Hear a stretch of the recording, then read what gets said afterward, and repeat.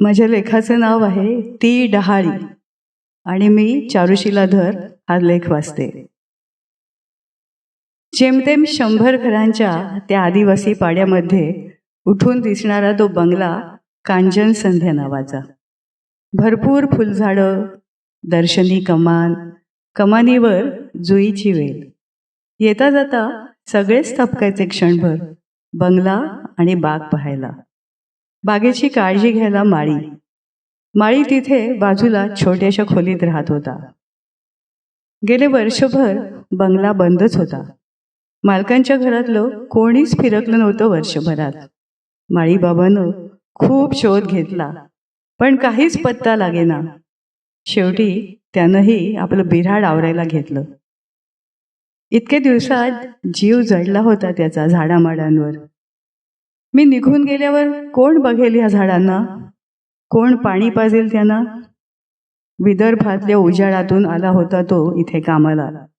इथलं उजाड बघून जायचं नव्हतं त्याला. डोळ्यात बहर साठवून निघणार होता तो. जाण्यापूर्वी रस्त्यावरच्या एका बोगनवेलीची फांदी आणून त्यानं गेट पाशी रोवली. बये, मी जातो आता. बाकीच्यांचं काय होईल ते होईल, पण तू तकशील, खात्री आहे मला. पाण्याविना वाढशील, फुलशील. शेवटचं हंडाभर पाणी त्या फांदीला घालून त्याने गेट लावून घेतलं. मे महिना शेवटाकडे होता. वातावरण ढगाळ होतं. चुटपुट त्या सरी येऊन गेल्या आणि काही दिवसातच पावसाला सुरुवात झाली. माळीबाबाची हाक वरच्याने ऐकली. सगळी झाडं पावसात न्हात होती. गेट जवळच्या बोगनवेलीनंही जीव धरला होता. गेट खालच्या जाळीपर्यंत येऊन पोचली पण होती ती एवढ्यात. तिला आवडत होतं असं सरहद्दीवर राहून राखण करणं.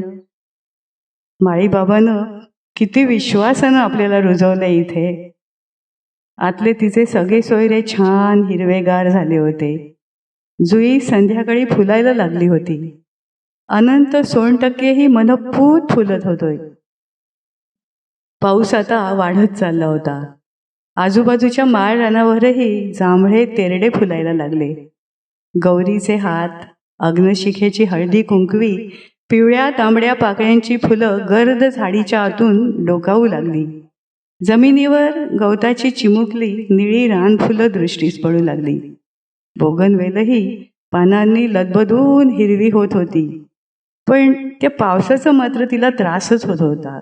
किती तो पाऊस. लोखंडी गेटवरही पाऊस पडून पडून गंजाचा एक संध तपकिरी लेप चढला होता. ती आपली दिसामासांनी वरवर चढतच होती, पण एकाही फुलाचा पत्ता नाही. सतत पाऊस पडत होता. सुबत्ताही कधी कधी मारकच ठरते ना. ती विचार करायची, कधी फुलेल फूल माझ्यावर, कसं असेल त्याचं रूप. विचार करत ती आपली वाढतच होती. गेटच्या पुऱ्या जाळीवर तिचा पसारा वाढला. फुलं नाहीत म्हणून तिला वाईट वाटत होतं. त्या दिवशी सकाळी त्या गंजलेल्या तपकिरी रंगावर ती अशी हिरवीगार पहुडलेली पाहून तिलाच हसू आलं. छान दिसतोय की आपण. पण तो माळीबाबा कुठे गेला? कुठे त्या ओकिरड्याच्या बाजूला होतो आपण.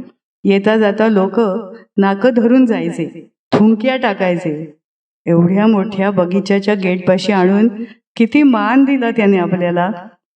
त्याच्या या सुंदर बागेत किती तऱ्हेतऱ्हेची सुगंधी फुलझाडं आहेत. आपल्या फुलांना कुठे आहे सुगंध? माळीबाबांना काहीतरी जाणवलं असावं. ती सारखी वाट पाहत होती पाऊस थांबण्याची. तिला माहीत होतं की जोपर्यंत पाऊस थांबणार नाही तोपर्यंत आपला हा हिरवा देहाचा पसारा असाच वाढत राहील. पिवळ्या उन्हाची सोनसळी ऊब अंगा खांद्यावर पडायला हवी. हा पाऊस थांबायलाच हवा. आणि मग हळूहळू पाऊस थांबला. आश्विन कार्तिक सरता सरता हेमंताची चाहूल लागली. थंड हवेचं वातावरण कोरडं झालं. पानगळ सुरू झाली. सकाळचं कोमट ऊन दुपारी चांगलंच तापू लागलं. हा उबारा अंगांगात भिनला आणि बोगनवेल सरसरत गेटची उंची पार करून पार बाहेर उभारलेल्या कांचन संध्याच्या पाठीपाशी पोचली. आता तिच्या वेलीला एक वेगळं सौष्ठव प्राप्त झालं होतं. तिची अशीच एक डहाळी एक ललित वळण घेऊन स्वच्छंद झुलत होती. तिच्या टोकाशी एक छोटासा अंकुर लपून बसला होता. दिसामासाने वाढत वाढत एक दिवस साई सुट्ट्यो म्हणणार होता. बोगनवेल आतून थरारली. तिची देहकन्यका असलेली डहाळी लवकरच फुलोरा प्रसवणार होती. काही दिवस गेले आणि एक दिवस सुवर्ण पिवळ्या अलवार फुलांचा कल्लोळ त्या डहाळीवर झुलू लागला. येणारा जाणारा प्रत्येक जण त्या फुलवंती डहाळीकडे बघत होता. एक चिमुकलं अनाम पाखरू डहाळीवरच्या काट्यांना वगळून मस्त झुलून गेलं. वाऱ्याबरोबर डोलणारी ती डहाळी आणि तिच्या टोकाशी सोनेरी गोंड्यासारखा लटकणारा तो पुष्पगुच्छ. कागदासारख्या झिरझिरीत फुलांच्या आत शुभ्र तीट लावल्यासारखी मध्यभागी असलेली ती छोटीशी चांदणी. पिवळ्या धम्मक उन्हात न कोमेजता चमकत राहणारा तो पुष्पसंभार. कांचन संध्या नावाला लगडून डोलणारी ती डहाळी पाहून बोगनवेल खुश झाली होती. त्या डहाळीचं खूप कौतुक वाटत होतं तिला.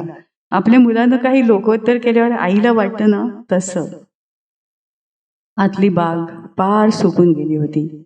पाण्याविना सारं चैतन्यच हरवलं होतं आणि त्याच वेळी पाण्याविना फुललेल्या त्या सौंदर्याची झिंगत तिला बेभान करत होती. आपल्यातल्या ह्याच काटकपणावर विश्वास ठेवून माळी बाळबा आपल्या इथेच रुजवून गेले होते. तर आज कितीतरी दिवसांनंतर बंगल्याच्या गेटपाशी गाडी येऊन थांबली. मालकांचा मुलगा सून आणि गोबऱ्या गालांची 2 नातवंड खाली उतरली. पप्पा ते फुल दे ना, नातीने हट्ट धरला. मुलाने तो फुलांचा गुच्छ काढून तिच्या कानामागे खोवला. तिच्या हसऱ्या निष्पाप चेहऱ्यावर आनंद उतू चालला होता. तिने आनंदाने टाळ्या पिटल्या. आता बोगनवेल जास्तच थरारली.